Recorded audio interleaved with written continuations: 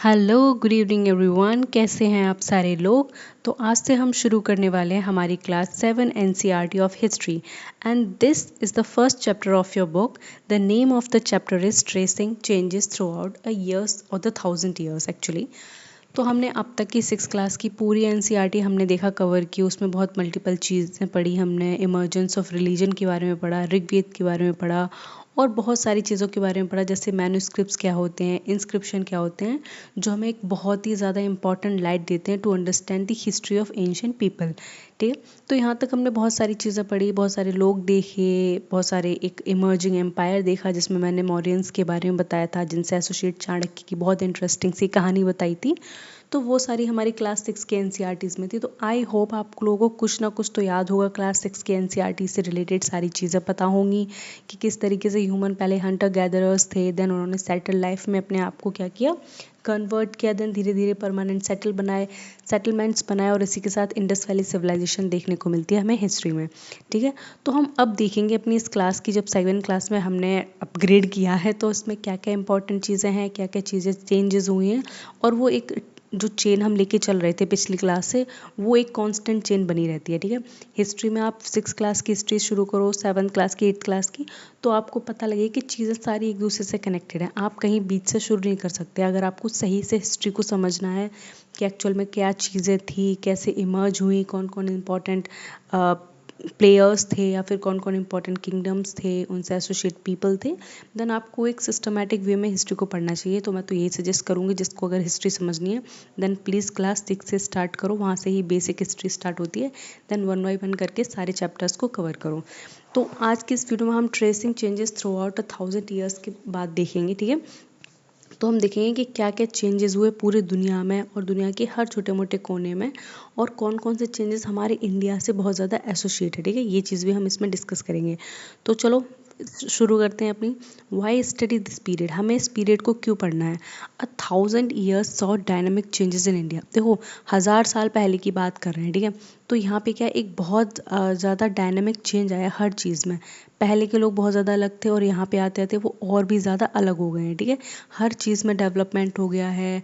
जो छोटे मोटे एंशंट एम्पायर्स थे वो बहुत ज़्यादा ग्रो कर गए हैं। उन्होंने पूरे सब कॉन्टिनेंट पे राज किया है या उससे भी ज़्यादा अपनी टेरिटरी को एक्सपेंड किया है।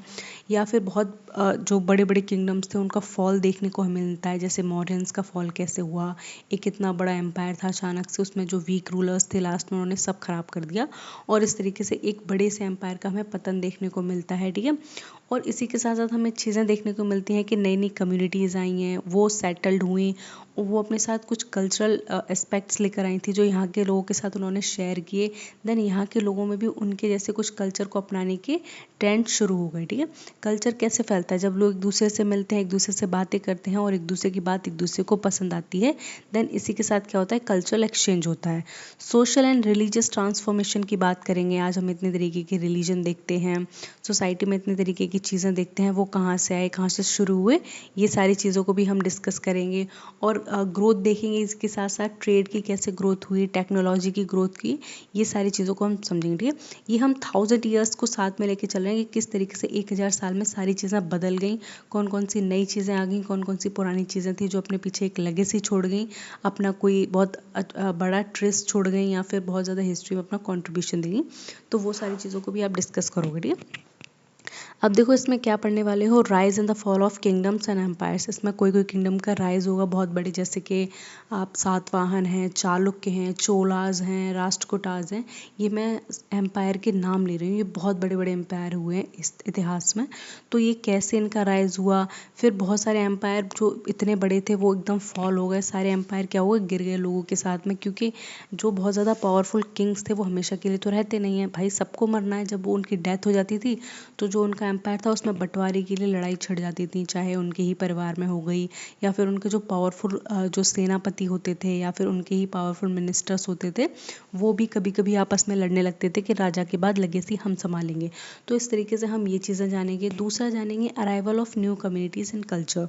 नई नई कम्युनिटीज़ का कैसे अराइवल हुआ, ये कम्युनिटी आई कहाँ से, अपने साथ क्या कल्चर लेकर आई, और कौन कौन से कल्चर ऐसे हैं जो अभी तक हम फॉलो करते हैं। ठीक है, अगर आप प्रेजेंट डे इंडियन सोसाइटी देखोगे तो कितने ही सारे लोग रह रहे हैं, मतलब हर तरीके के आपको लोग देखने को मिल जाएंगे, चाहे मुस्लिम्स हो गए, हिंदू हो गए, पारसी हो गए, सिख, ईसाई, हर तरीके के लोग रह रहे हैं और हर कोई डिफरेंट काइंड ऑफ कल्चर को फॉलो कर रहा है। देखो हिंदू कहते हैं ना कि हम लोग हिंदू हैं, लेकिन हिंदू में भी बहुत ज़्यादा वैरायटी है। जो यहाँ के हिंदूज़ हैं, मान लो यूपी के हिंदू हैं, उनके फेस्टिवल्स मनाने का, उनके और सारी काम करने का बिल्कुल तौर तरीका अलग है। अगर हम वेस्ट बंगाल के हिंदू से कंपेयर करें या फिर हम केरला के हिंदू से कंपेयर करें तो ये वेरिएशन हमें देखने को मिलता है। ये वेरिएशन हुए कैसे, आए कैसे, तो वो सारी चीज़ें हम समझेंगे। दूसरा है सोशल एंड रिलीजियस ट्रांसफॉर्मेशन, किस तरीके से रिलीजियस ट्रांसफॉर्मेशन हुआ, नए नए रिलीजन इंडिया में आए, इंडिया से जो कुछ रिलीजन पावरफुल थे वो इंडिया से बाहर गए, यहाँ पे उन्होंने क्या किया, कुछ कन्वर्ट्स किए लोगों को, ठीक है, क्यों कन्वर्ट नहीं किए, मतलब जब वो अपने आप से इन्फ्लुएंस हो जाते हैं तो खुद ही कन्वर्ट होने की इच्छा जाहिर करते हैं। उसी तरीके से हमारे इंडिया में भी ये इस्लाम कहाँ से आया, आज आप मुस्लिम्स देखने को आपको मिलते हैं, ये कहाँ से आए, जोरास्ट्रियंस कहाँ से आए, पर्शियन कहाँ से आए, तो वो सारी चीज़ें देखेंगे। And the growth of trade, town and technology, और इसी के साथ साथ क्या होता है, ग्रोथ होती है किसकी, ट्रेड की, बहुत ज़्यादा ग्रो करने लगता है। जब पॉपुलेशन बढ़ने लगती है, सेटल लाइफ शुरू हो जाती है, बहुत बड़े बड़े किंगडम्स आ जाते हैं, तो उन्हीं सारी चीज़ों के साथ ट्रेड भी शुरू हो जाता है, क्योंकि लोगों में प्रोडक्शन करने की और भी ज़्यादा चीज़ें सीखने को मिल जाती हैं। क्यों सीखने को मिल जाती है, क्योंकि राजा और महाराजा लोग उन्हें ना पैट्रोनाइज किया करते थे। पैट्रोनाइज का मतलब है संरक्षण देना किसी को। जब आप किसी के गाइडेंस में रहते हो तो वो काम अच्छा करते हो, और वो रिस्पॉन्सिबिलिटी आपका जो गाइड होता है वो ले लेता है कि अगर ये बाई चांस चीज़ ख़राब हुई तो इसका हर्जाना हम भर देंगे या फिर हम तुम्हारी मदद करेंगे, तुम डरो मत, लेकिन तुम काम करो। तो इस तरीके के लोगों को एक श्योरिटी मिलती थी बड़े बड़े किंगडम से, जिनके अंडर में छोटे मोटे जो फार्मर्स थे, जो वर्कर्स थे, वो काम किया करते थे। एंड द टेक्नोलॉजी, और कुछ कुछ धीरे धीरे यहाँ पे टेक्नोलॉजी हमें देखने को मिलती है। अब इनकी टेक्नोलॉजी ऐसी तो होगी नहीं कि ये रिमोट विमोट चला रहे हैं, टीवी वीवी चला रहे हैं। इनकी टेक्नोलॉजी क्या होगी मेनली, भाई रथ बनाने की टेक्नोलॉजी, रथ बनाने उन्होंने सीख लिए हैं। दूसरे लोगों ने क्या सीख लिया है, उन्होंने गाड़ियाँ, ब्लक कार्ट्स बनाना सीख लिए हैं, और भी कई सारी चीज़ें, वही इनके लिए क्या है, टेक्नोलॉजी। तो टेक्नोलॉजिकल ग्रोथ कैसे हुई वो भी हम जानेंगे। And it also help us understand how the modern world evolve, और इन सारी चीज़ों से हमें ये पता लगेगा कि जो मॉडर्न वर्ल्ड है, प्रेजेंट डे हम जिसमें रह रहे हैं, वो कैसे इवॉल्व हुआ। एकदम से तो ऐसा होगा नहीं, या फिर ये कहीं से एकदम से निकल कर आया कि हाँ आज से हम मॉडर्न वर्ल्ड हैं और हमें ही सबको मानना है, ऐसा तो कुछ हुआ नहीं होगा। कुछ बहुत ही ज़्यादा ऐसा बहुत टाइम की या फिर बहुत बड़े एक समय से क्या होगी, इवोल्यूशन प्रोसेस चल रही होगी, जिसमें हम प्रेजेंट डे अपने आप को यहाँ देखते हैं, ठीक है। तो वो सारी चीज़ें समझेंगे आराम से। तो यहाँ पे सबसे पहले देखेंगे changing names and the boundaries, कि किस तरीके से नेम चेंज हुए जगह की, ठीक है, और बाउंड्रीज बनने लगी। बाउंड्रीज का मतलब देखते हो, अगर आप प्रेजेंट डे वर्ल्ड का मैप उठा के देखोगे तो उसमें क्लियर डिमार्केशन है कि ये इंडिया है, ये पाकिस्तान है, ये बांग्लादेश है, या ये भूटान है, या फिर ये रशिया है, रशिया से इधर पोलैंड, स्विट्ज़रलैंड, ये सब चीज़ें। तो ये बाउंड्रीज बनी कैसे, और कौन कौन से रूलर्स थे जिन्होंने ये बाउंड्रीज का डिमार्केशन किया, या फिर ये डिमार्केशन अभी प्रेजेंट डे मॉडर्न टाइम में हुआ है या ये कब हुआ, ये चीज़ समझेंगे। साथ में लोग आज जो नेम्स थे वो नेम्स कैसे चेंज हुए। आज आप बहुत सारे नाम सुनते हो अपने आसपास के, इसको ये कहते हैं, उसको वो कहते हैं, वो आए कहाँ से, ठीक है, वो सारी भी चीज़ें सुनेंगे। तो सबसे पहले इसमें देखेंगे Hindustan used by Minhaj Siraj in 13th century mean the area of Punjab Haryana Delhi under the Delhi Sultanate. तो देखो 13th सेंचुरी में क्या हुआ था, जो हिंदुस्तान वर्ड है, हिंदुस्तान आप समझना आप कहाँ से आया, ये किसने यूज़ किया, ये मिनहाज सिराज ने यूज़ किया था। इनका मतलब था कि ये इस एरिया को हिंदुस्तान बोलते थे, जो पंजाब, हरियाणा और दिल्ली के अंडर में आता था, दिल्ली के साइड में आता था। और ये पूरा एरिया कहाँ आता था, दिल्ली सल्तनत के एरिया में आता था। दिल्ली सल्तनत का मतलब ये है, जब मुग़ल का राज था उन्होंने दिल्ली को अपनी राजधानी बनाया था, और दिल्ली की राजधानी को वो सल्तनत कहते थे, ठीक है। आज हम क्या कहते हैं, कैपिटल कहते हैं, वो लोग कहते थे सल्तनत। तो इस तरीके से नाम पड़ा दिल्ली सल्तनत, ठीक है। तो ये पॉइंट आपको याद रखने की ज़रूरत है कि हिंदुस्तान नाम कहाँ से आया, किसने डाला और किस पर्पज से डाला, क्योंकि ये एरिया जो था हरियाणा, पंजाब और दिल्ली वाला, वो दिल्ली सल्तनत के अंडर में आता था। और जैसे आपको नाम से ही लग रहा है मिनहाज सिराज, कोई ये मुस्लिम है जिन्होंने इसका नाम दिया है। Later Hindustan became a cultural identity of the entire subcontinent. जब इन्होंने इस पूरे रीजन को नाम दिया हिंदुस्तान, तो बाद में क्या हुआ, समय के साथ साथ बहुत टाइम बाद जो हिंदुस्तान एक कल्चरल आइडेंटिटी बन गया पूरे सब कॉन्टिनेंट का, ठीक है। अगर आप देखोगे अभी हमारा भारत है, इंडिया है, हिंदुस्तान है, कुछ भी आप नाम से कह लो, वो रिप्रेजेंट करता है किसे, हम लोगों को। तो जब हम कॉन्स्टेंटली नाम लेते रहते हैं कि हिंदुस्तान के भारत, ये तो हमें पता होता है कि ये सारी चीज़ें क्या कर रही हैं, हमारा रिप्रेजेंटेशन कर रही हैं। ठीक है, यहाँ से ये चीज़ें आपको पता होनी चाहिए अच्छे से। ठीक है, तो ये आपको देखा कि किस तरीके से हिंदुस्तान जो नाम था, जो मीनार सिराज ने दिया, वो धीरे धीरे टाइम के साथ क्या होता चला गया, डेवलप होता चला गया, इवॉल्व होता चला गया। फिर लोग इस पूरे लैंड मास को हिंदुस्तान के नाम से जानने लगे। ठीक है, अगर किसी कंट्री का आप नाम देखते हो प्रेजेंट डे, ये रशिया है, ये यूक्रेन है, ये इंडिया है, ये पाकिस्तान है, तो कोई लोग होंगे जिन्होंने इसका नाम रखा होगा, किसी पर्पस से रखा होगा। किसी ने इस नाम का मतलब कुछ भी लगाया होगा, चाहे किसी ने रिलीजियस बुक से इसका नाम लिया हो, या किसी ने उस एरिया को उस तरीके से बोला हो। फिर लोगों में क्या आ जाती है, एक्सेप्टेंस आ जाती है, और वो उस नाम को लेते रहते हैं, फिर वो हैबिचुअल हो जाते हैं, और उसी वजह से उनकी कंट्री उसी नाम से फिर जाने लगती है। ठीक है, and the latter Hindustan became a cultural identity of the entire subcontinent, and India from the river Indus, Sindhu, Indos और इंडिया। और जो इंडिया वर्ड है वो कहाँ से आया है, वो इंडिया वर्ड आया है रिवर इंडस से। ठीक है, जो हमारी इंडस रिवर थी तो उसको सिंधु रिवर कहते थे। ठीक है, सिंधु से जो वहाँ के जो फॉरेनर्स थे जिन्होंने इन्वेड किया इंडिया पे, वो सिंधु नहीं कह पाते थे, वो सा को हा पढ़ते थे, तो वो हिंदू कहते थे। हिंदू, समझ रहे हो, सिंधु ना कह पा के हिंदू कहते थे। तो इस वजह से हिंदुस्तान नाम पड़ा, और दूसरा नाम पड़ा इंडिया पड़ा। और जो हम हिंदू कहते हैं अपने आप को, ये हिंदू नाम हमने नहीं दिया है अपने आप को, ये हिंदू नाम किसने दिया है, जो फॉरेनर इन्वेडर्स थे उन्होंने हमें ये नाम दिया है। ठीक है, बाउंड्रीज वर नॉट फिक्स्ड, और जो बाउंड्रीज थी, जो कंट्रीज में आज अपना डिमार्केशन देखते हो, इतनी बाउंड्रीज देखते हो कि ये वाली बाउंड्री हमारी है, ये तुम्हारी है, ऐसी कोई फिक्स बाउंड्री नहीं थी। एंड दे एक्सपेंडेड और श्रैंक विद रूलर्स कंट्रोल, और कभी कभी ये किसी भी देश की बाउंड्री बहुत ज़्यादा बढ़ जाती थी, और कभी कभी देश की बाउंड्री बहुत ज़्यादा छोटी हो जाती थी। ये डिपेंड करता था कि वहाँ पे राज कौन कर रहा है। अगर एक बहुत ही स्ट्रॉन्ग रूलर है, बहुत स्ट्रॉन्ग आर्मी है उसकी, ठीक है, बहुत स्ट्रॉन्ग एम्पायर है, देन प्रॉबेबली क्या होता था कि जो एरिया होता था या फिर जो भी एम्पायर होता था वो बहुत बड़ा होता था। ठीक है, लेकिन अगर वहाँ पे कोई वीक रूलर आके बैठ गया है, उसको कोई कंप्लीट नेग्लिजेंस है उसके एम्पायर का, देन उससे क्या होता था, उसकी टेरिटरी छोटी हो जाती थी। कोई फिक्स तो टेरिटरी थी नहीं, या कोई फिक्स बाउंड्री, तो इसलिए क्या होता, बाउंड्री एक्सपेंड होती रहती और कभी श्रिंक भी कर जाती थी। एग्जाम्पल हमें देखने को मिलता है Mughal empire versus regional kingdom like Vijayanagar and the Maratha. देखो, मुगल एम्पायर था वो बहुत बड़ा था, मतलब पूरे हिंदुस्तान पे राज किया था, ये अकबर, हुमायूं, बाबर, इन सारे लोगों ने। और इनके साथ साथ जो रीजनल किंगडम्स थे लाइक विजयनगर, मराठा, इनकी जब मुगल एम्पायर था तब इनकी टेरिटरी बहुत ज़्यादा छोटी थी। लेकिन जैसे ही मुगल एम्पायर आखिरी स्टेज में आके वीक होने लगा, इन्होंने अपनी टेरिटरी को एक्सपेंड करना शुरू कर दिया, और जो मराठास थे वो भी नॉर्थ तक पहुंच गए थे। ठीक है, कि और जो मराठा प्राइमरी कहाँ रूल करते थे, महाराष्ट्र रीजन में करते थे। लेकिन जैसे ही मुगल की अथॉरिटी बहुत ज़्यादा वीक पड़ने लगी, ये लोग भी ऊपर नॉर्थ की तरफ बढ़ने लगे। ठीक है, यहाँ तक चीज़ समझ में आ गई। नेक्स्ट हम देखेंगे new social and political group, क्या क्या पॉलिटिकल चेंजेस आए, क्या क्या सोशल चेंजेस आए, वो चीज़ें हम डिस्कस करेंगे।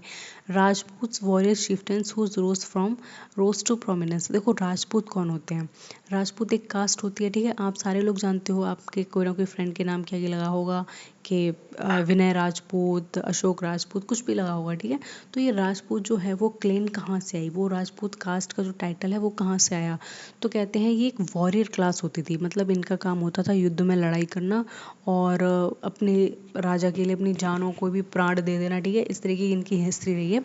अगर हम राजपूत रूलर्स की बात करेंगे तो ज़्यादातर आपको ये राजस्थान, हरियाणा, इस रीजन में आपको देखने को मिलता है इनका बहुत बड़ा इमर्जेंस। ठीक है, तो जो राजपूत लोग थे वो यहीं से इमर्ज होकर आए हुए हैं। ठीक है, इमर्ज होकर नहीं आया, मतलब इनका जो एक तरीके से बोल सकते हैं यहाँ से ही इन पूरी तरीके से एसोसिएटेड है। और उसी तरीके से निकल कर आते हैं मराठा, जाट, सिख और Ahom. Emerge later as a important political powers. जो ये मराठा थे, जाट थे, सिख थे, अहोम थे, ये लोग भी क्या हैं, ये लोग भी एक ग्रुप ऑफ पीपल हैं, कम्युनिटी हैं। ये लोग क्या किए, बाद में जाके इनका भी इमर्जेंस हुआ एज अ पॉलिटिकल पावर। ये अलग अलग टाइम फेज में आए, ऐसा नहीं कि मराठास भी हैं, जाट भी हैं, सिख भी हैं, अहोम भी है, ऐसा नहीं होता था। जैसे कि मराठास में एक बहुत महान रूलर निकल आया जिसने अपनी प्रेजेंस में, अपने सुपरविजन में पूरे रीजन को जीत लिया है, तो ऐसा होता था। उससे पहले हो सकता है मराठा एम्पायर थोड़ा वीक रहा हो। जैसे कि आप देखते हो अकबर के टाइम पे जो मुगल एम्पायर था वो बहुत ज़्यादा स्ट्रांग हो गया था, मतलब बहुत बहुत ज़्यादा सेंट्रलाइज्ड और स्ट्रांग हो गया था। उसी तरीके से लेटर पीरियड में अगर आप शाह बहादुर की बात करोगे आते आते, तो उसका एक पूरा दिल्ली के आसपास का रीजन रह गया था, बाकी जितने भी रीजन थे, रीजनल ग्रुप्स थे, जितने भी गवर्नर्स थे, उन्होंने सबने अपने आप को इंडिपेंडेंस डिक्लेयर कर दिया था। किसकी मौत के बाद? आखिरी रूलर कौन था स्ट्रॉन्ग? औरंगजेब की मौत के बाद, ठीक है। तो वैसे हम एग्जांपल देख रहे हैं अभी, tribal society gradually got absorb into main stream society. और जो ट्राइबल सोसाइटीज़ थी, ठीक है, वो धीरे धीरे क्या हो गई, मेन स्ट्रीम सोसाइटी में आके एब्जॉर्ब होने लगी, ठीक है। पहले तो क्या होता था, ये लोग एकदम से मार्जिनलाइज सेक्शन टाइप में रहते थे, एकदम से अलग थलग रहते थे, उनके खुद के गांव वगैरह होते थे। लेकिन जिस तरीके से चीज़ें एक्सपेंड हुई, रूल और एम्पायर एक्सपेंड हुए, इनका भी क्या हुआ, सबमिशन हो गया, इनको भी एब्जॉर्ब कर लिया गया कॉमन पॉपुलेशन में। And the merchant artisan money lenders became powerful due to growing trade. और जो मर्चेंट्स थे, जितने भी आर्टिशंस थे, और जो मनी लेंडर्स थे, मनी लेंडर होते हैं जो साहूकार वगैरह होते हैं, पैसे वैसे उधार देते हैं, लोन वगैरह, ठीक है। ये टाइम के साथ साथ क्या हो गया, बहुत ज़्यादा अमीर होने लगे। क्यों? क्योंकि ट्रेड बढ़ गया था, ठीक है। हमारे पास प्रोडक्शन के लिए और भी चीज़ें थी। पहले हमारे पास सिर्फ एग्रीकल्चर था, अब हमारे पास और भी सारी चीज़ें आ गई हैं। कॉमर्शलाइजेशन ऑफ एग्रीकल्चर हो गया है, जिससे ये जो बड़ी क्लास है ये भी क्या कर रही है, ग्रो बन रही है, और ये बहुत ज़्यादा रिच हो गए हैं। And the example of Banjara nomadic tribes carried grain salt and other goods. इसका बेस्ट एग्जाम्पल हमें बंजारे देखने को मिलते हैं। अब आप प्रेजेंट डे बंजारों की जो कंडीशन है उससे बिल्कुल इन्हें लिंक मत कर लेना। बहुत ज़्यादा जो बंजारे लोग होते थे इस टाइम पीरियड में, वो क्या करते थे, अपने साथ चलते थे, साथ में गधे घोड़े लेके चलते थे, उनके ऊपर बहुत सारा सामान ये लोग कैरी करते थे, जिसमें मसाले होते थे, कभी कभी उसमें ग्रेन्स होते थे, और ये बाहर जाके दूर दूर से जाके वहाँ पे लोकल मार्केट में एक्सचेंज क्या कर सकते। ये प्रैक्टिसेस इन्होंने हज़ारों साल तक की, और आगे चल के इतने पावरफुल बन गए, इतने ज़्यादा रिच बन गए कि आप अगर अभी भी देखो तो कुछ बंजारे बहुत बहुत बहुत ज़्यादा रिच हैं, और कुछ अभी भी नोमैडिक कर रहे हैं, नोमैडिक हर्डिंग कर रहे हैं, और नोमैडिक ट्रेडर्स हैं, या फिर ऐसे वैसे घूमते रहते हैं, ठीक है। तो ये एक एग्जाम्पल दिया गया है, वो मैंने आपको बताया है, ठीक है। आगे बढ़ते हैं अब। तो यहाँ पे समझ में आया ना, सोशल और पॉलिटिकल ग्रुप किस तरीके से चेंज हो रहे हैं समाज में। कास्ट, जाति एंड विलेज लाइफ, किस तरीके से कास्ट बनी है, लोग किस तरीके से जाति को बहुत ज़्यादा प्रेफरेंस देने लगे हैं, और लोगों की विलेज लाइफ कैसी, गांव में लोग कैसे रहते हैं। तो jati system organize rules for the marriage and profession and the food. तो जो जाति सिस्टम था वो क्या करता था, वो रूल्स को बनाता था कि आपकी शादी कहाँ होगी, आप कैसा खाना खाओगे, दूसरा क्या है, आप क्या काम करोगे, ठीक है। अभी आप अगर अपने मन से कुछ भी काम कर लेते हो तो आप फ्रीली एकदम से कैपेबल हो कि हाँ मुझे ये करना है लाइफ में, वो नहीं करना है। लेकिन उस टाइम ऐसा नहीं था। जब आप मिडवल पीरियड की बात करेंगे तो उसमें ना कास्ट सिस्टम बहुत ज़्यादा रिजिड था, मतलब कि इतनी कॉम्प्लेक्सिटी थी कि आप अपने मर्जी से काम नहीं कर सकते। आपके ख़ानदान वाले जो काम सालों से करते आ रहे हैं आपको वही करना पड़ता था, और अगर आप समाज के विरुद्ध जाते थे तो आपको कड़ी से कड़ी सज़ा मिलती थी, जिसमें कभी कभी मौत की भी सज़ा होती थी। समझ में आया। और इसमें अब मैरिजेस का कॉन्सेप्ट तो आप अभी भी अपने प्रेजेंट डे टाइम में देख सकते हो कि अगर इंटरकास्ट मैरिजेस की बात आए तो पेरेंट्स या फिर जो समाज के लोग होते हैं वो अभी भी इसके खिलाफ रहते हैं, क्योंकि उन्होंने अभी भी इस चीज़ को एक्सेप्टेंस नहीं दी है। प्रोफेशन से बहुत ज़्यादा जोड़ा जाता है कि जो बंजारे हैं वो क्या करेंगे, वो इधर उधर से अपना सामान उठा उठा के इधर उधर चलेंगे, वहीं खाना पीना खाएंगे, नेक्स्ट जगह जाएंगे, ये हम एसोसिएट कर लेते हैं। और हम कभी कभी कह देते हैं कि जो बड़े ही होते हैं जात से, वो क्या करते हैं, वो कारपेंट्री का काम करते हैं, मतलब लकड़ी वकड़ी का काम करते हैं। तो इस तरीके से जाति को हमेशा प्रोफेशन से जोड़ा जाता था। एंड ईच जाति हैड इट्स जाति पंचायत टू एनफोर्स रूल। और जितनी भी जाति थी उनकी एक जाति पंचायत होती थी जो उन सारी जातियों के लिए रूल्स बनाती थी।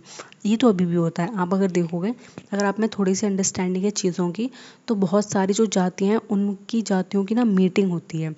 कभी जो राजपूत हैं, लोधी राजपूत हैं, वो उनकी मीटिंग होती है अलग, उसमें सारे लोधी राजपूत जाति के होते हैं। कहीं जाट होते हैं तो जाट की मीटिंग वही अलग होती है, यादव लोगों की मीटिंग अलग होती है। तो ये सारे लोग मिलके डिसाइड करते हैं कि हम यादव लोग क्या करेंगे आगे, क्या नहीं करेंगे, और हमारे बच्चे कहाँ पढ़ेंगे कहाँ नहीं पढ़ेंगे। और इसी में क्या होता है, अपने अपने बच्चों के देख लेते हैं, हाँ मेरे बेटी के लिए ये सही है, मेरी बेटी के लिए सही है, और शादी वादी भी तय करते हैं, ठीक है। तो यहाँ तक जाति पंचायत आपको समझ में आ गया होगा कि हर जाति के पास अपनी खुद की जाति पंचायत होती थी जो कि रूल्स बनाया करती थी उस पूरी जाति के लिए। And the villages as assemblies panchayat to regulate life. और जो विलेजेस होते थे पूरे गांव, उनमें क्या होती थी, असेंबली होती थी जिसको हम पंचायत कहते हैं। वो पूरे गांव के रूल्स को क्या करती थी, रेगुलेट क्या करती थी। जाति की पंचायत अलग चीज़ है, और जो विलेज की पंचायत वो अलग चीज़ है। जो विलेज की पंचायत होती थी उसमें कोई भी जाति का हो सकता था, ठीक है, जिसको वैसे तो होता नहीं था मोस्टली, अगर हम बात करें तो हमेशा जो बड़ी जाति के होते थे वही बैठते थे इस विलेज पंचायत में। लेकिन हाँ, जो जाति पंचायत थी उसमें जाति के ही लोग रहते थे। And jati position was not fixed, it could rise और fall depending on power, wealth and services to rulers. और देखो इस टाइम क्या था, जो जाति की पोजीशन थी वो फिक्स नहीं थी कि ये जाति छोटी जाति है, ये जाति बड़ी जाति है। ये डिपेंड करता था राजा के ऊपर। अगर मान लो कल को यादव जाति है, ये कल की बात नहीं कर रही हूँ मैं, एंशियंट टाइम की बात कर रही हूँ जब यहाँ एम्पायर और किंगडम्स बने हुए हैं। तो जो यादव जाति है वो बहुत ज़्यादा निचली जात मान ली जाती है, ठीक है। वो बहुत ही ज़्यादा कैसे हैं, बहुत छोटी जात के हैं। लेकिन एक यादव उनमें से ऐसा निकल के आया जो बहुत ज़्यादा पावरफुल बना और वो अशोक की तरह महान बन गया और उसने पूरे में अपने किंगडम एक्सपेंड कर लिया। तो इसके साथ साथ वो सिर्फ अपना स्टेटस इंक्रीज़ नहीं करता था, अपनी पूरी जाति का स्टेटस इंक्रीज़ कर देता। फिर जो यादव लोग होते वो डोमिनेंस में आते कि हमारी सरकार है, हम अभी भी तो ये चीज़ आपको देखने को मिलती है बहुत ज़्यादा कि हमारी सरकार है तो ये करेंगे, हम वो करेंगे, अपनी मनमानी करेंगे। तो ये सारी फालतू की चीज़ें आपको देखने को कहीं ना कहीं मिली जाती हैं। तो जाति का पोजीशन आपको पता है कि कोई फिक्स नहीं थी, ये कभी कभी बहुत ज़्यादा फॉल होती रहती थी और कभी कभी बहुत ज़्यादा राइज करती रहती। डिपेंड किस पे करता था, वेल्थ पे डिपेंड करता था, पावर पे डिपेंड करता था, किसके पास पावर है और रूलर्स कौन कौन है वहाँ के। तो इन सारे फैक्टर्स पे सब कुछ क्या था, डिपेंडेंट था। नेक्स्ट हम देखेंगे रिलीजियस चेंजेस कौन कौन से हमें देखने को मिलते हैं इतिहास में, ऐसे कौन कौन से चेंजेस आए जो हमारे लिए जानने के लिए बहुत ज़्यादा इंपॉर्टेंट है। Spread of Islam with the traders, Sufi and Turkish invasions. देखो भारत में इस्लाम था नहीं कभी, क्योंकि हम सारे हिंदू थे स्टार्टिंग में। लेकिन इस्लाम आया कहाँ से, तो इस्लाम आया ट्रेडर्स के थ्रू। ट्रेडर्स हो गए, सूफी हो गए और तुर्किश इनके इन्वेजन के थ्रू आया। जितने भी ट्रेडर्स होते थे तो वो मैंने बताया था आपको पहली बार में कि इनके पास अगर ये लोग बैठे हुए हैं एंटरटेनमेंट के लिए, इनके पास गेम वगैरह नहीं है, तो ये क्या करते, इंटेलेक्चुअल बातें क्या करते थे। अगर आज भी अपनी फैमिली में आप देखोगे पापा आ जाएं, पापा के दोस्त आ जाएं, मामा वगैरह आ जाएं, तो ये लोग क्या बातें करते हैं, राजनीति पे बातें करते हैं, किसकी सरकार अच्छी है, किसकी सरकार अच्छी नहीं है। तो उस टाइम के लोग भी यही बातें क्या करते थे। तो उसी से क्या है, इन्फ्लुएंस होके इस्लाम भारत में है। कुछ लोगों को इस्लाम बहुत अच्छा लगा, उन्होंने अपने आप को कन्वर्ट कर लिया, या फिर जो ट्रेडर्स वहाँ क्या है वो यहीं पे आके सेटल हो गए, फिर उनकी फैमिली बढ़ गई, फिर फैमिली की फैमिली हो गई, फिर इस तरीके से धीरे धीरे क्या हुआ, मुस्लिम्स इंडिया में आने लगे। और ये ट्रेडर्स के साथ हुआ। सूफीज कौन होते हैं, जिस तरीके से हमारे धर्म में क्या होते हैं, हिंदू धर्म में पुजारी होते हैं, हिंदू धर्म में महात्मा संत होते हैं, उसी तरीके से इस्लाम धर्म में सूफी होते हैं, सूफी संत जिन्हें कहते हैं। वो लोग भी क्या करते हैं, भगवान की खोज में इस तरीके से दर दर भटकते हैं। दर दर भटकने का मतलब ये उनकी उनकी महिमा अलग होती है। ये लोग क्या करते हैं, हमेशा गाने गाते रहते हैं, जिस तरीके से भगवान में खोए हुए हैं। तो उन्हें देख देख के लोग बहुत ज़्यादा इनसे इंस्पायर होते थे, इनकी बातें सुनते थे। ये फिर अच्छी अच्छी बातें बताते थे, किस तरीके से मोरल लाइन पे चलो, किस तरीके से समाज में रहो, समाज के प्रति आपके क्या दायित्व होने चाहिए। इस तरीके जब बातें करते हैं तो इसी तरीके से लोग क्या होते थे, इस्लाम में कन्वर्ट भी हो जाते थे कभी कभी कुछ लोग। और कुछ लोग क्या होते थे, बहुत ज़्यादा इन्फ्लुएंस भी हो जाते थे, जिनको इस्लाम अच्छा लगता था उस इस्लाम में अपने आप को बदल लेते थे। And the second is growth of bhakti movement like saint like Kabir, Mirabai, Basava, Guru Nanak, stress, equality and devotion. और इसी के साथ साथ भक्ति मूवमेंट का भी क्या हुआ, राइज होना शुरू हो गया। भक्ति मूवमेंट क्या है, देखो अगर एक रिलीजन है वो बहुत ज़्यादा डोमिनेंस में है, पूरे भारत में फैला हुआ है, लेकिन कुछ ऐसे लोग हैं समाज में जो उस धर्म के खिलाफ चीज़ें सोच रहे हैं, जो उस धर्म में गलत हैं। ठीक है, सारे धर्म में सारी चीज़ें अच्छी नहीं है, ये बात मैं फिर कहूँगी। सारे धर्मों में कुछ ना कुछ बुराइयाँ हैं और हैं, बिल्कुल हैं। अगर आप धर्म को अच्छे से पढ़ोगे, सोचोगे, समझोगे, देन आपको हज़ारों चीज़ ऐसे मिल जाएंगी कि धर्म में क्या क्या बुराई हैं, क्या क्या बुराइयाँ नहीं हैं। तो उसी में क्या होता था, समाज के कुछ लोग मिलकर डिसाइड करते थे कि ये स्ट्रक्चर गलत है, वो स्ट्रक्चर वैसा होना चाहिए, सही चीज़ें ऐसी होनी चाहिए। तो ये सब चीज़ें भक्ति मूवमेंट में आती थी। अ ग्रुप ऑफ पीपल जो अपने आप को उस कम्युनिटी से अलग कर देते थे और अलग मार्ग पे चलते थे। तो कुछ लोग भी उनसे अलग हो जाते थे और उनके साथ जाके जुड़ जाते थे और वहाँ पे जाके क्या करते थे, उनके साथ एक मूवमेंट को क्रिएट करते थे, जिसको भक्ति मूवमेंट कहते हैं, जिसमें सबसे इंपॉर्टेंट नाम आता है कबीर का। ठीक है, कबीर हो गए, मीराबाई, मीराबाई को तो सबने सुना होगा, इनके गाने आते हैं। मीराबाई अपने आप को श्री कृष्ण का भक्त मानती थी, अपनी पत्नी मानती थी उनको। बसव हैं गुरु नानक, गुरु नानक से जिस तरीके से सिख धर्म निकल कर आया है उसे भी आप अच्छे से जानते हैं। ये सारे लोगों ने किस चीज़ पे स्ट्रेस किया, इक्वालिटी पे एंड डिवोशन पे, कि समाज में जितने भी मनुष्य हैं, जितने भी प्राणी हैं, वो सारे एक बराबर हैं, कोई छोटा कोई बड़ा नहीं है। साथ में सारे लोग क्या करो, भगवान के डिवोशन में खो जाओ, भगवान की भक्ति में लग जाओ, उनकी भक्ति से बड़ा कोई शक्ति नहीं है। इस तरीके की बातें करते हैं और लोग उनसे इन्फ्लुएंस हो जाके इनके पूरे मूवमेंट में साथ देते हैं। कोएग्जिस्टेंस ऑफ डाइवर्स ट्रेडिशन, और इसी के साथ क्या होता है, कोएग्जिस्टेंस होता है डाइवर्स ट्रेडिशन का। मतलब कि ऐसा नहीं है कि सिर्फ हिंदू धर्म ही है, हिंदू धर्म भी है, अभी बताया मैंने इस्लाम धर्म कैसा है, इस्लाम धर्म भी है। उसी के साथ साथ ये भक्ति मूवमेंट भी चल रहे हैं धीरे धीरे, जिसमें गुरु नानक के बहुत ज़्यादा फॉलोअर्स हो गए हैं, कबीर के बहुत ज़्यादा फॉलोअर्स हो गए हैं, और जो क्या करते हैं, इक्वालिटी पर डिवोशन पे बात करते हैं। तो देखो हिंदुज़म है, जैनिज़्म और बुद्धिज़्म है, इस्लाम है, ये सब साथ साथ रह रहे हैं। कुछ लोग समाज में हिंदुज़म को फॉलो कर रहे हैं, कुछ जैनिज़्म को, कुछ बुद्धिज़्म को और इस्लाम को, ठीक है। यहाँ पे आज प्रेजेंट आप इंडियन सोसाइटी को देखोगे तो अभी भी सारे लोग हैं। अब तो हिंदू, जैन, बुद्ध, इस्लाम रह गए, पता नहीं कौन कौन से लोग भी हो गए हैं, ठीक है।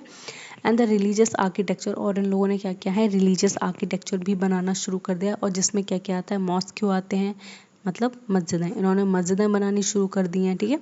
एंड द टेम्पल्स, इन्होंने मंदिर बनाने शुरू कर दिए हैं, मोनास्ट्रीज बनाने शुरू कर दिए हैं। मोनास्ट्री कौन बनाते हैं, ये बुद्धिज़्म वाले बनाते हैं। एंड दरगाह, दरगाह तो आप जानते हो इस्लाम में दरगाह होते हैं, तो वो सारी चीज़ें उन्होंने बनानी शुरू कर दी हैं धीरे धीरे। ये रिलीजियस आर्किटेक्चर किस लिए होते हैं, एक सिंबल को रिप्रेजेंट करते हैं कि ये हमारे गुरु हैं या फिर हम इनके भक्त हैं, इस तरह की चीज़ें होते हैं। और बहुत बड़े रूलर्स होते हैं, बहुत बड़े किंग्स होते हैं, जो उन्हें बहुत बहुत ज़्यादा डोनेशंस देते हैं। इतिहास में आपको बहुत सारे लोग ऐसे देखने को मिलेंगे जिन्होंने भर भर के इन सारे दरगाह पे, मंदिरों पे डोनेशंस दिए ताकि ये चलते रहें आराम से, ठीक है। पॉलिटिकल शिफ्ट देखेंगे कि पॉलिटिक कैसे अचानक से चेंज हो गई। 700 टू 1200 सी रिलीजियस के रीजनल किंगडम्स आए, जैसे चोला, पाल, राष्ट्रकूटाज और राजपूत। तो इन सब चीज़ों के बारे में ना बहुत ज़्यादा अच्छे से स्टडी करेंगे, बट आप इसका एक ओवरव्यू समझ लो कि किस तरीके से चीज़ें चेंज हो रही हैं और टाइम के साथ साथ एकदम पॉलिटिकल शिफ्ट ले रही हैं। तो 700 से 1200 सी की बात करें तो यहाँ पे रीजनल किंगडम इमर्ज हो रहे हैं, जिसमें चोलास हैं। ये सारे साउथ के किंगडम्स हैं। जो चोलास थे वो तो बहुत बड़ा एम्पायर था। चोला हैं, पाल हैं, राष्ट्रकूटाज हैं, राजपूत हैं। 1206 से 1526 देखेंगे तो उसमें दिल्ली सल्तनत का इमर्जेंस होता है, जिसमें आपको गुलाम वंश देखने को मिलेगा, खिलजी वंश, तुगलक वंश। अब ये वंश की बात मैं इसलिए कर रही हूँ, ये इनके नाम के पीछे लगता था कि गयासुद्दीन तुगलक हो गया और अलाउद्दीन खिलजी हो गया। तो ये सारे लोग क्या हैं, इनके नाम के टाइटल्स हैं, और इनके नाम के टाइटल्स के आगे ही इनकी सल्तनत का नाम जुड़ जाता था। तो ये सारी चीज़ें भी हम देखेंगे। बाकी आगे हम देखेंगे 1526 टू 77 तक हम मुगल एम्पायर के बारे में पढ़ेंगे, जिसमें बाबर से लेके औरंगजेब तक की पूरी हिस्ट्री को हम समझेंगे, किस तरीके से ये इमर्ज हुए और लास्ट में इतना बड़ा एम्पायर अपने आप डिक्लाइन कैसे हो गया, कौन कौन से इसके लिमिटेशंस रहे हैं, वो सब चीज़ों को हम समझेंगे।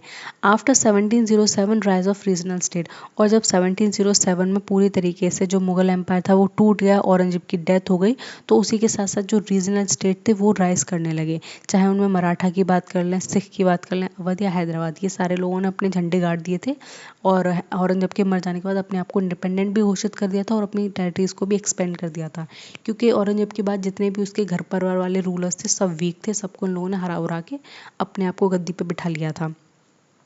And the frequent war alliances and shifting loyalty shape politics, और इसमें क्या होता था, फ्रीक्वेंट वॉर होते थे, ठीक है। इतिहास में लड़ाइयाँ, मैंने बोला था मिडल पीरियड पूरा खून से रंगा हुआ है, तो यहाँ पे क्या है, फ्रीक्वेंट आपको वॉर्स देखने को मिल जाएंगे, कोई किसी से भी लड़ रहा है, कहीं भी लड़ रहा है, ठीक है। अलायंसेस भी देखने को मिल जाएंगे, यहाँ पे लोग एक दूसरे से क्या कर रहे हैं, संधि कर रहे हैं। संधि चाहे वो युद्ध के बाद हो या युद्ध से पहले हो। युद्ध से पहले की संधि ऐसे होती है, आपने अपने पड़ोसी से दोस्ती कर ली और उससे बोला कि देख वो वहाँ का हम जब से मुझसे लड़ने आएगा देन तुझे मेरा साथ देना पड़ेगा। तो ये अलायंसेस होती थी। शिफ्टिंग लॉयल्टी शेप पॉलिटिक्स, और किसी कभी कभी क्या होता है, जो लॉयल्टी होती थी ना वो भी शिफ्ट हो जाती थी। धोखे धड़ी की हम बात कर रहे हैं यहाँ पे प्राइमरीली, कि पता लगा कि आपने कह दिया कि हाँ ठीक है हम तेरा साथ देंगे, और सामने बहुत बड़ी सेना खड़ी है और जो मेरा दोस्त था वो जाके उसी सेना में मिल गया। तो इस तरीके है धोखेबाजी भी हमें देखने को मिलती है इतिहास में बहुत बड़े पैमाने पर, ठीक है। तो यहाँ तक चीज़ें आपको समझ में आ गई आराम से, ठीक है। तो यहाँ तक आपको सारी चीज़ें समझ में आने आ गई। तो नेक्स्ट आगे बढ़ते हैं हम, इकोनॉमिक एंड टेक्नोलॉजिकल डेवलपमेंट देखेंगे कि किस तरीके से इकोनॉमी में बहुत ज़्यादा फ्लरिशमेंट आई और टेक्नोलॉजी में लोगों ने कैसे शिफ्ट किया।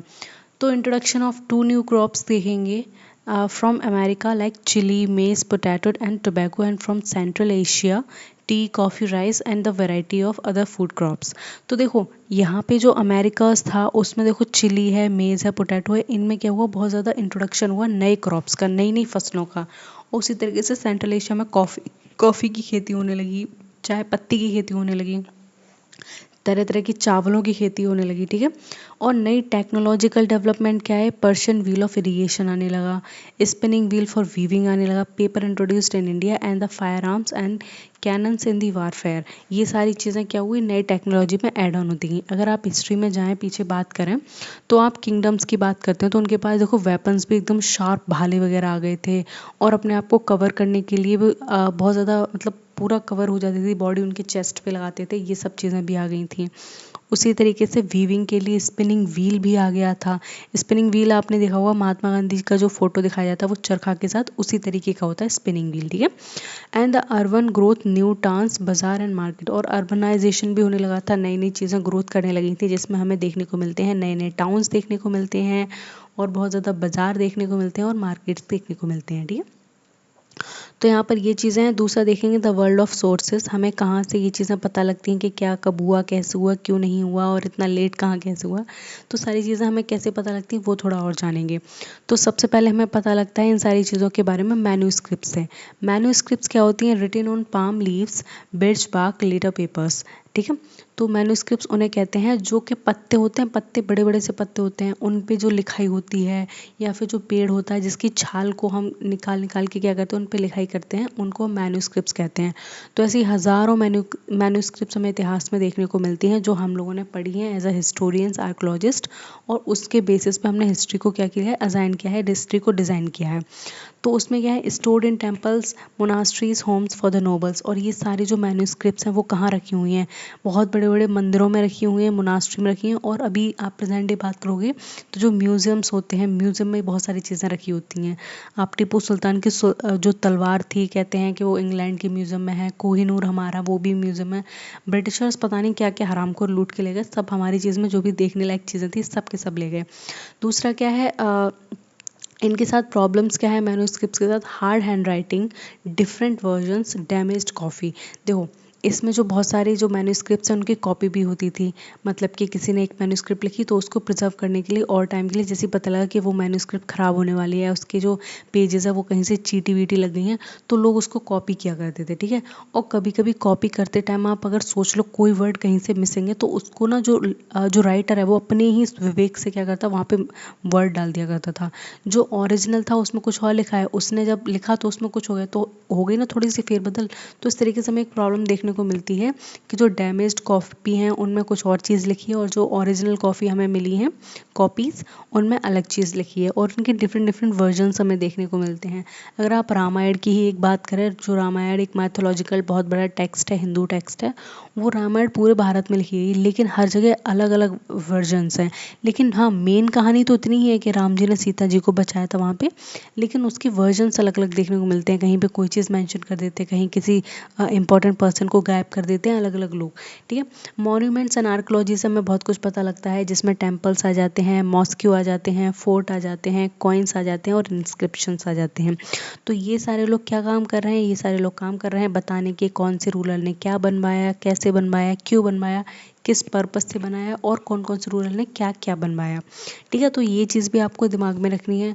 तीसरा, इसमें हमें ट्रैवल्स के अकाउंट देखने को मिलते हैं। ट्रैवल्स के अकाउंट का मतलब होता है जो भी लोग यहाँ पे विजिट करते थे, चाहे किसी के राज दरबार में आते थे या फिर कहीं घूमने घूमने जाते थे, तो वो सब लोग जो देखते थे उसको उसको अपनी नोटबुक में लिखा करते थे।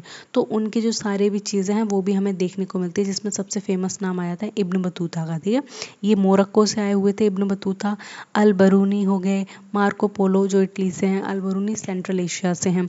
तो ये सारे लोग क्या हैं, ये राइटर हैं, इनका काम ही इतना है, ये लोग लिखाई विखाई करते थे, किसी के राज दरबार में होते थे, और पहले के जो राजा वगैरह होते थे वो चाहते थे उनकी हिस्ट्री लिखी जाए, उन्होंने जो जीत हासिल की है वो लिखी जाए, ताकि उनके आने वाली पीढ़ियाँ पढ़ें कि उनके दादाजी इतने महान थे, पापा जी ने इतनी लड़ाइयाँ लड़ी, तो आपको भी वही करना है।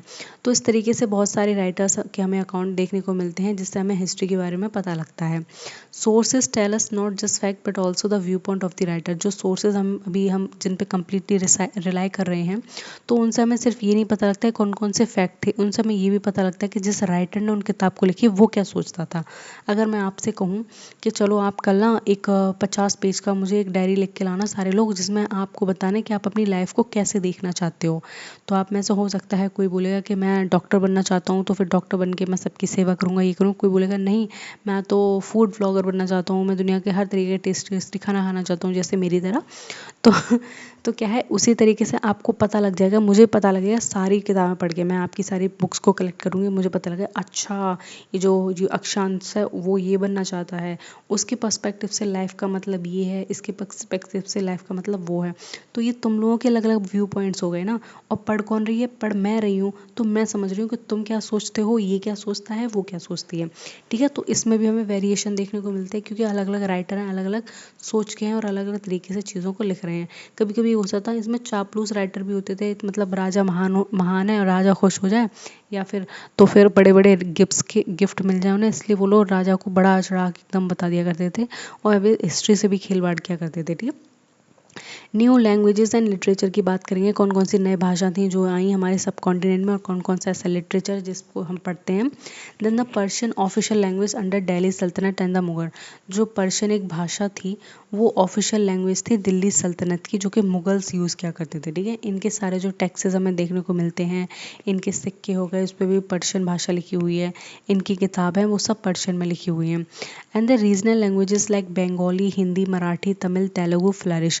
और जो रीजनल लैंग्वेजेस थी जो अलग अलग रीजन में बोली जाती थी, जैसे कि हिंदुस्तान में कुछ 2000 से ज़्यादा भाषाएं बोली जाती हैं, तो वो भी धीरे धीरे क्या कर रही थी, उसको भी बोलने वाले बहुत सारे लोग बढ़ रहे थे। जैसे मराठी भाषा बोली जाती थी महाराष्ट्र में, और जो मराठा साम्राज्य था उसमें सब मराठी बोलते थे। तमिल तेलुगु जो है आपकी इधर तमिलनाडु और केरला की और इन सब रीजन की भाषा हैं। हिंदी आपकी नॉर्थ इंडिया की डोमिनेंट भाषा है। ठीक, bhakti and Sufi saint compose poetry in vernacular languages to connect with the people. और जो भक्ति मूवमेंट चले, एक बहुत बड़ा एक आंदोलन चला जिसमें लोग क्या करते थे, पूरी तरीके से भगवान में लिप्त हो जाते थे, विलीन हो जाते थे। ये ग्रुप में बैठ के गाना गाया करते थे भगवान को डेडिकेट करके। उसी तरीके से सूफी लोग भी थे, तो ये लोग क्या करते थे, पोइट्री लिखते थे और भी सारी चीज़ें लिखते थे, और इनको वर्नाकुलर लैंग्वेजेस में लिखते थे। वर्नाकुलर लैंग्वेजेस का मतलब है कि लोकल लैंग्वेज में लिखते थे, ताकि वहाँ के जो लोग हैं वो उसको कनेक्ट कर पाएँ और चीज़ों को समझ पाएँ। क्योंकि अगर ये पर्शियन लैंग्वेज में लिखेंगे, हिंदी लैंग्वेज में लिखेंगे, तो हो सकता है जो लोकल लोग हैं उसको ना समझ पाएँ, इसलिए जहाँ की वर्नाकुलर लैंग्वेज होती थी उन्हीं चीज़ों से मिला के सारी चीज़ें लिखते थे। जिसमें आपको बेस्ट एग्जाम्पल देखने को मिल जाएगा कबीर के दोहा, जो हिंदी में लिखे हुए हैं। ठीक है, आप उन्हें आराम, हिंदी में नहीं लिखे हैं, मतलब अलग भाषा में लिखे हुए हैं। ठीक है, गुरु नानक के जो हाइम्स हैं वो लिखे हुए हैं। तो इस तरीके की अलग अलग चीज़ों से, अलग अलग सोर्सों से, अलग अलग लैंग्वेजेस के ट्रेसेस हमें देखने को मिलते हैं, जो आपको अच्छे से पता है। ठीक है, एंड नेक्स्ट हम देखेंगे इसमें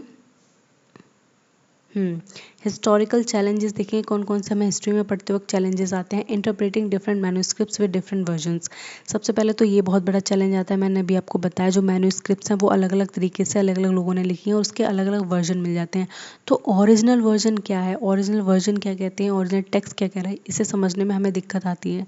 दूसरा है translating text into modern languages, जो भी पुरानी भाषा में टेक्स्ट लिखे हैं उनको मॉडर्न लैंग्वेज में कैसे ट्रांसलेट करें, इस भाषा को समझने में भी हमें बहुत ज़्यादा क्या होती है, दिक्कतें आती हैं। एंड द अंडरस्टैंडिंग बायसेस, अब हमें क्या है, बायसनेस को ख़त्म करके टेक्स्ट इसको पढ़ना होगा कैसे। अभी मैंने बताया था कि कभी कभी क्या होता था, कुछ रूलर्स ऐसे होते थे अपनी तारीफ करवाने के लिए ऐसे ऊट पटांग बातें भी लिखवा दिया करते थे कि इतिहास लिख रहा है तो उसमें ये बातें ऐड कर दूँ मेरे बारे में, वो बातें ऐड कर दूँ।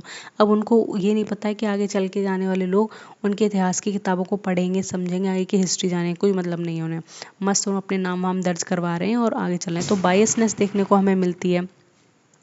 देन जिसमें हम कोर्ट की chronicles, praise rulers and the religious text emphasize beliefs, जिसमें हमें रिलीजियस टेक्स्ट देखने को मिलते हैं जो किस पे, बिलीव्स, जो जितनी भी रिचुअल्स हैं, बिलीव्स हैं, उन सबको मानने पे बहुत ज़्यादा फोकस करती हैं, एम्फोसाइज करती हैं। और जो कोर्ट में लिखी गई दरबारियों में जितने भी क्रॉनिकल्स हैं वो क्या करते हैं, राजा की तारीफ ही करते रहते हैं।